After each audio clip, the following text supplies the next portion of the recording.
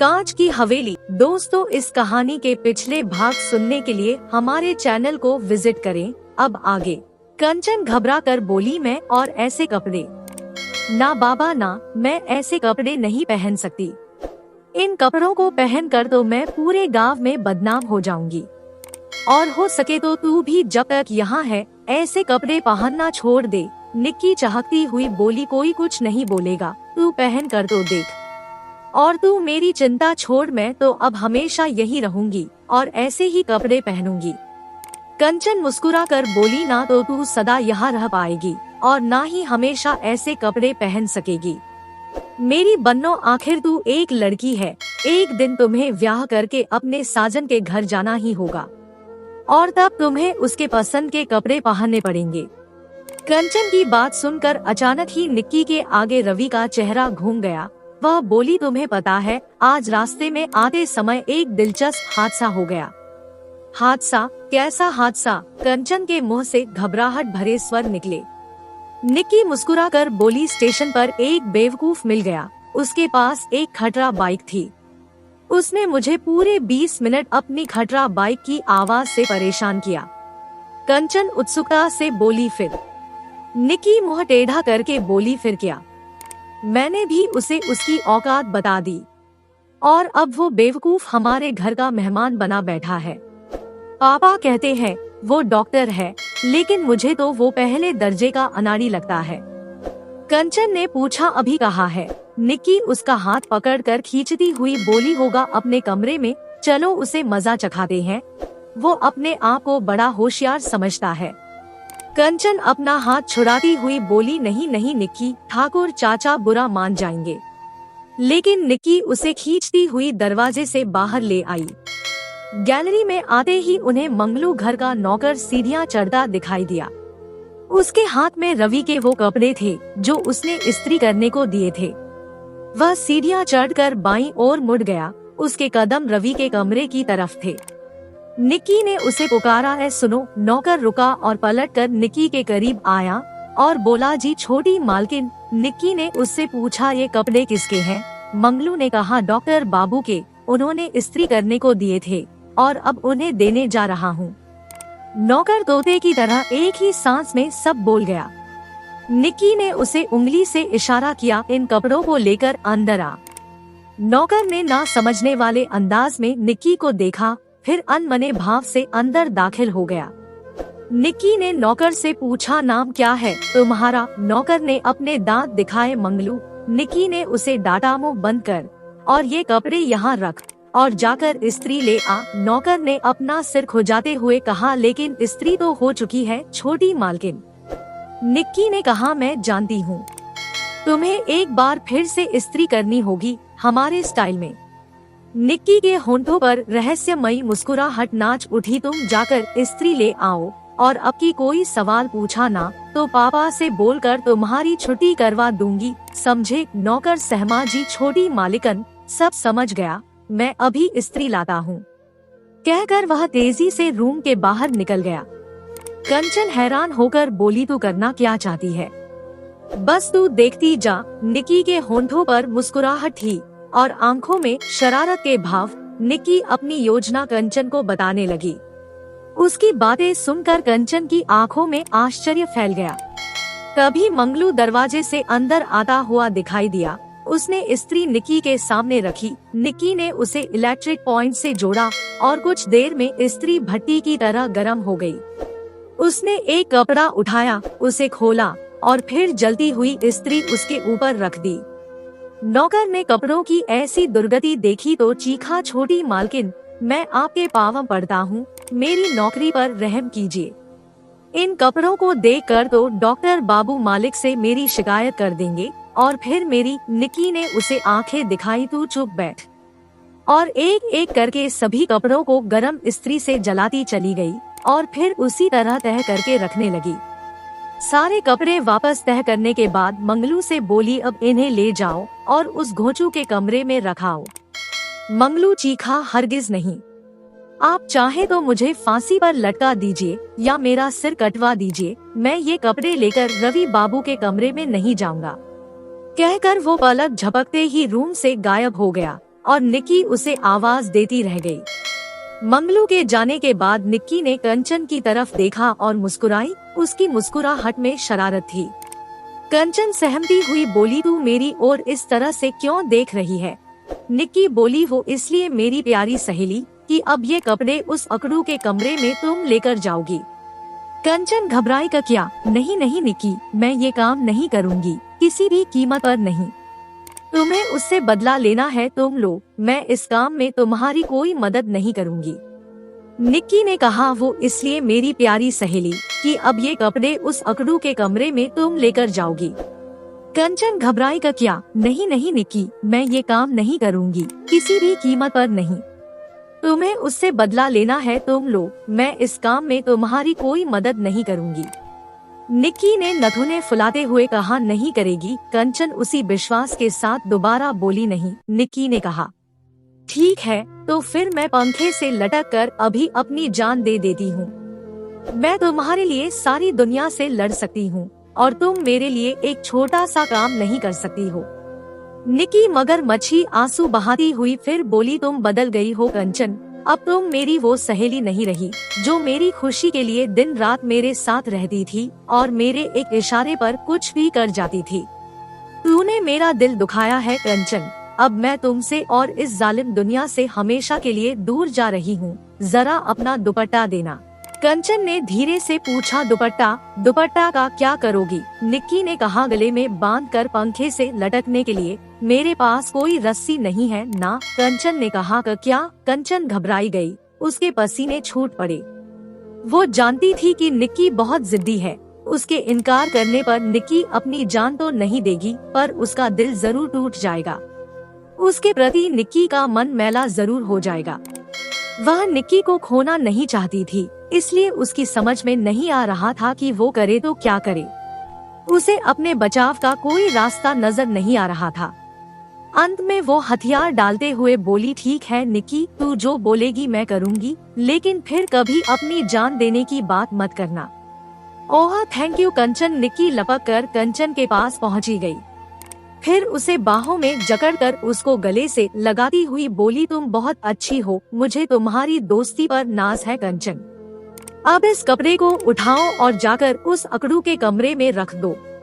कंचन अनमने ढंग से आगे बढ़ी, फिर उन कपड़ों को हाथ में उठाकर कमरे से बाहर निकल गई। उसका दिल जोरों से धड़क रहा था और माथे पर पसीना छलक आया था। रवि अपने कमरे में पूरी तरह से भन्नाया हुआ बैठा था। नौकर को गए लगभग 1 घंटा होने को आया था, पर वह अभी तक उसके कपड़े लेकर नहीं लौटा था। उसने सोचा, क्यों ना अब नहा ही लूं। सुबह से नहीं नहाने के कारण उसके सिर में दर्द होने लगा था। शरीर थकान से चूर था। वह उठा और दरवाजे की कुंडी अंदर से खोल दी, फिर टॉवल लेकर बाथरूम में घुस गया। उसने अपने कपड़े उतारे और शावर के नीचे खड़ा हो गया। कुछ देर लगे उसे नहाने में, फिर टॉवल से अपने गीले बदन को पोंछने लगा। स्नान करने के बाद वह बहुत हल्का महसूस कर रहा था। अचानक उसे दरवाजा खुलने की आवाज सुनाई दी। उसे लगा नौकर होगा, इतनी देर से आने की वजह से वह उससे खफा था। उसे डांट लगाना जरूरी था। वह टॉवल लपेटकर बाहर निकला। जैसे ही वो बाथरूम से बाहर आया, उसने कंचन को देखा। कंचन की पीठ उसकी ओर थी और वह कपड़े रखकर बाहर की ओर जा रही थी। सुनो लड़की, रवि की कर्कश आवाज उसके कानों से टकराई तो उसके बढ़ते कदम रुके। उसकी दिल की धड़कनें बढ़ चली थी। वह खड़ी रही लेकिन पलटी नहीं। वो रवि को अपना चेहरा नहीं दिखना चाहती थी। रवि ने उसे नौकरानी समझकर डांटा, इतनी देर क्यों लगाई तुमने? जी वो मैं क्या? वो हकलाई। उसकी समझ में नहीं आया कि वह क्या उत्तर दे। रवि चीखा, मेरी तरफ मुंह करके साफ साफ बोलो। कंचन की सिटी पिटी गुम हो गई थी और बचने का कोई रास्ता नहीं बचा था। निक्की की शरारत में वो बलि का बकरा बन गई थी। उसके पैर कांप उठे। फिर वो पलटी। उसकी नजर जैसे ही रवि से टकराई तो वह चौंक पड़ी।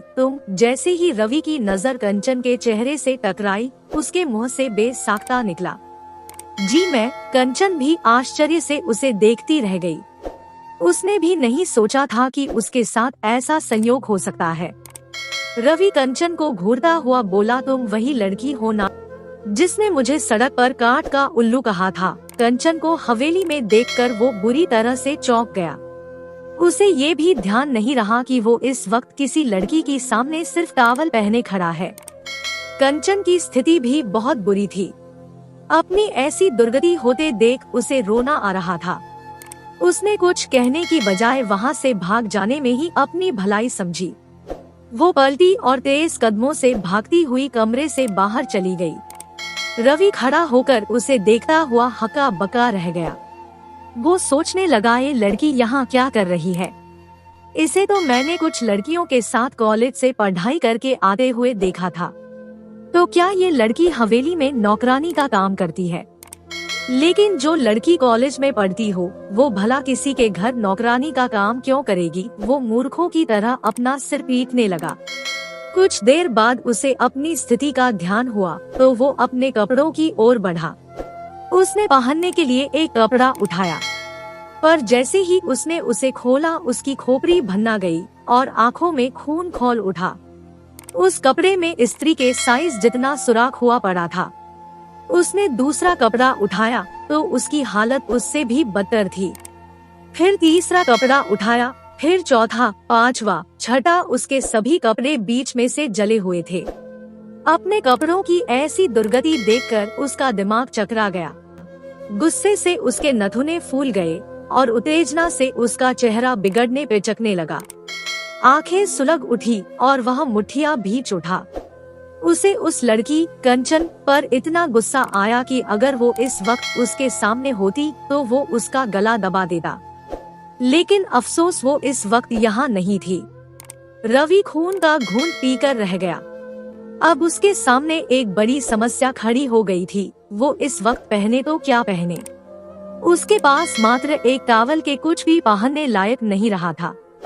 उसके वो कपड़े भी जिन्हें वो पहन कर आया था उन पर भी बाथरूम में गीले पानी और साबुन के छींटे पड़ गए थे।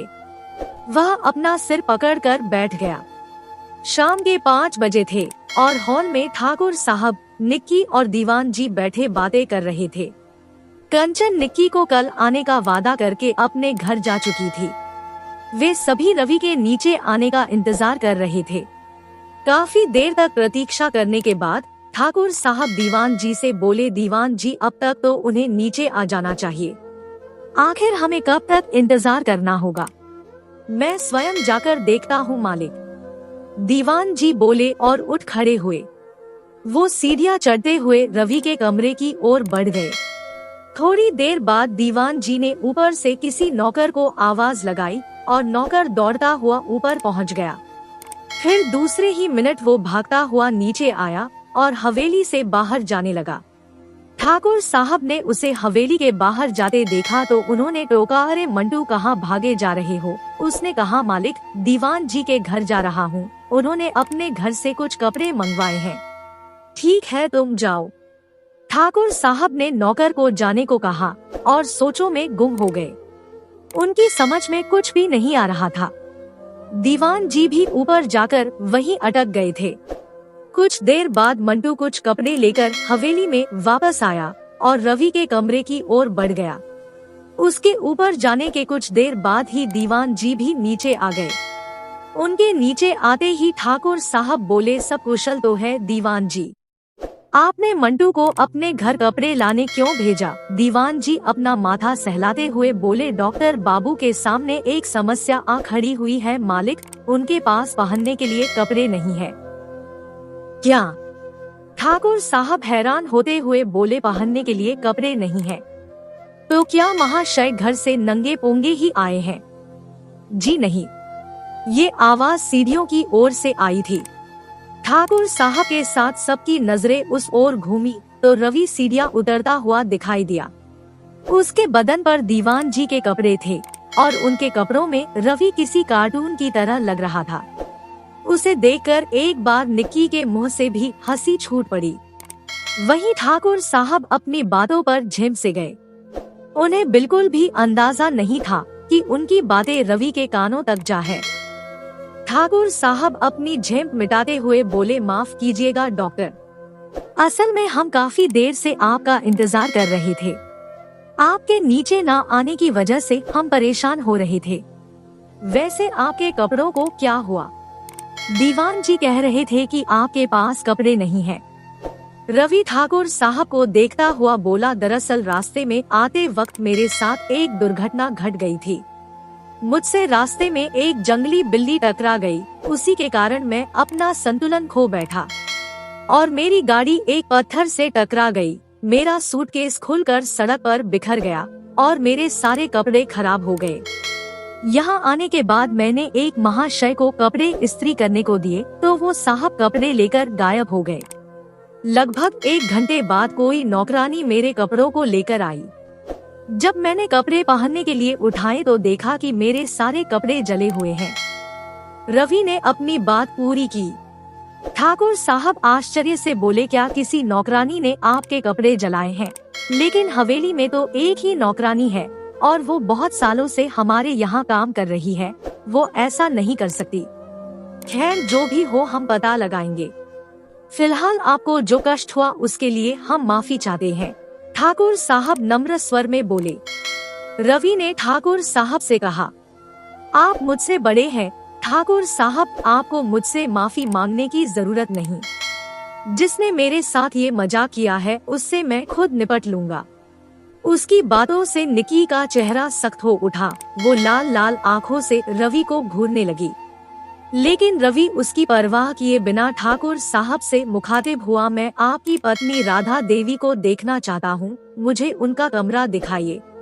आइए, ठाकुर साहब बोले और रवि को लेकर राधा देवी के कमरे की ओर बढ़ गए। उनके पीछे निक्की और दीवान जी भी थे। दोस्तों, इस कहानी का अगला भाग देखने के लिए चैनल को सब्सक्राइब करें और कमेंट करके हमें बताएं कि ये कहानी आपको कैसी लगी। कहानी सुनने के लिए आपका बहुत बहुत धन्यवाद।